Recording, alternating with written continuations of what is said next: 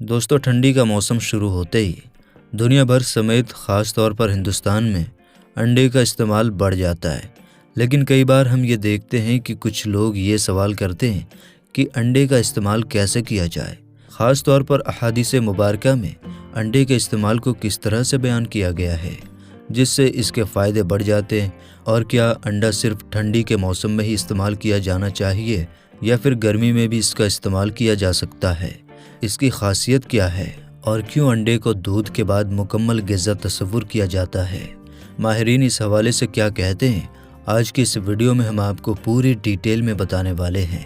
आपसे गुजारिश करेंगे कि आप न सिर्फ हमारी इस वीडियो को देखें बल्कि अपने दोस्तों और रिश्तेदारों में भी इसको ज़रूर शेयर करें ताकि इस आम सी ग़िज़ा से ज़्यादा लोग फ़ायदा हासिल करें। लिहाजा आज की इस वीडियो को आखिर तक ज़रूर देखिएगा।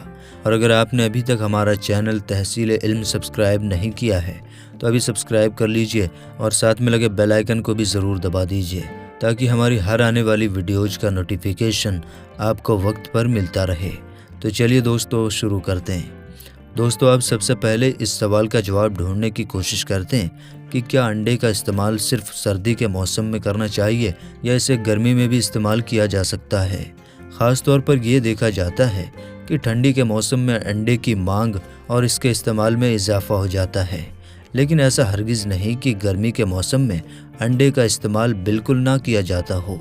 अलबत्ता कुछ पुराने हकीमों और तबीबों की जानिब से ये ज़रूर कहा जाता है कि अंडे की तासीर गर्म होती है, लिहाजा ज़्यादा गर्मी के मौसम में इसको देखभाल कर खाना चाहिए और ये ध्यान रखना चाहिए कि अंडे का इस्तेमाल लगातार बहुत ज़्यादा ना किया जाए, क्योंकि इस सूरत में जिस्म में गर्मी पैदा हो सकती है जो कि कई परेशानियों को जन्म देती है।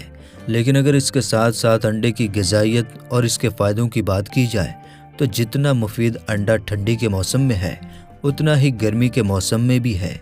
सिर्फ 15 से 20 साल पहले की बात है जब हमारे बड़े ये ख्याल करते थे कि सुबह नाश्ते के वक्त दूध और एक अंडा बच्चों की ग़िज़ा में ज़रूर शामिल होना चाहिए। यही वजह है कि पैदा होते ही चंद हफ्ते गुजरने के बाद बच्चे को किसी सूरत में अंडा देना शुरू कर दिया जाता था, यानी कि ऐसा अंडा जो कि जर्दी और सफ़ेदी दोनों ही पानी जैसी होती हो। लेकिन कहा यह जाता कि बच्चे को ये खिलाया जाए, इससे बच्चे के दिमाग की नसोनुमा बढ़ती है, जिस्म की नसोनुमा बढ़ती है, क्योंकि अंडे के अंदर प्रोटीन्स मौजूद होती है और इसी अंडे के अंदर 18 किस्म के अमाइनो एसिड्स होते हैं जो कि किसी भी किस्म की ग़िज़ा के अंदर एक साथ मौजूद नहीं होते। यही वजह है कि हमेशा ये कहा जाता है कि दूध के बाद अंडा एक ऐसी ग़िज़ा है जो मुकम्मल ग़िज़ा है। इसकी सफ़ेदी और जर्दी को इस्तेमाल किया जाए क्योंकि अल्लाह ताला ने इसमें तमाम ग़िज़ाइयत रखती है। ख़ास तौर पर यह जिस्म के अंदर जाकर रेड ब्लड सेल्स और वाइट ब्लड सेल्स की पैदावार को बढ़ा देता है, जिससे इंसान के जिस्म के अंदर दीगर ग़िज़ाइयों को जज़्ब करने की सलाहियत भी बढ़ जाती है। यहाँ तक कि अंडा तो इंसान के जिस्म में कैंसर से लड़ने तक की ताकत पैदा कर देता है। ये पैदा होते बच्चे से लेकर बूढ़े शख्स तक के लिए निज़ाम इंहज़ाम और क़ुव्वत मुदाफ़ियत को बढ़ा देता है, दिमागी ताकत को बढ़ाता है, जबकि अंडे की जर्दी बसारत यानी देखने की ताकत और याद रखने की ताकत को बढ़ा देती है। अब बात कर ली जाए कि अंडे के इस्तेमाल करने का इस्लामी तरीक़ा क्या है, तो आइए आपको इसके मुताल्लिक़ भी आगाह करते हैं। हज़रत अली रज़ियल्लाहु ताला अन्हु से रिवायत है कि नबी करीम सल्लल्लाहु ताला अलैहि वसल्लम के पास एक शख्स आया और कहा कि मेरी शादी को बहुत साल हो गया है लेकिन मेरे यहाँ औलाद नहीं होती। तो नबी करीम सल्लल्लाहु ताला अलैहि वसल्लम ने इरशाद फरमाया कि तुम अंडे का इस्तेमाल क्यों नहीं करते हो। इससे यह वाज़ेह हो गया कि मर्द हजरात को अंडे का इस्तेमाल करना चाहिए। इससे तौलीदी मादा सेहत अफ़ज़ा भी होता है और इस हवाले से जिस्मानी सेहत भी बेहतर होती है। अंडे का इस्तेमाल सिर्फ मर्दों को ही नहीं बल्कि औरतों को भी करना चाहिए। अब दोस्तों, सवाल ये पैदा होता है कि अंडे का बेहतर इस्तेमाल कैसे किया जा सकता है और कौन सी ऐसी सूरतें हैं कि उस वक्त अंडा इस्तेमाल नहीं करना चाहिए। तो ये जान लीजिए कि अंडे को पकाने का तरीक़ा इंतहाई अहम होना चाहिए, यानी अंडे को तेज़ आंच पर मत पकाया जाए, क्योंकि तेज़ आंच पर पकाने से इसकी तमाम ग़िज़ाइयत, प्रोटीन, अमाइनो एसिड्स और यहाँ तक कि दीगर ग़िज़ाई अज्जा जो इसमें मौजूद हैं وہ جل جاتے ہیں۔